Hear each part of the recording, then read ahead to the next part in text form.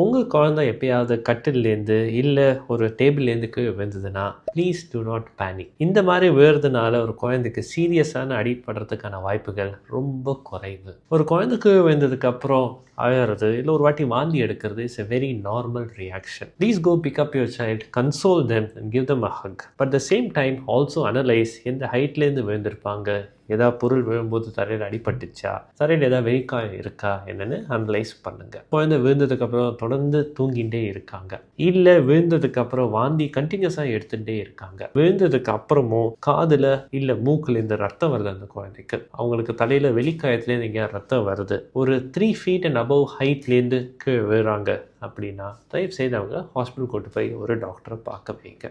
குழந்தை கீழே விழுறது can happen. Don't get stressed. Don't put the blame on yourself. Act according to the situation. Thank you.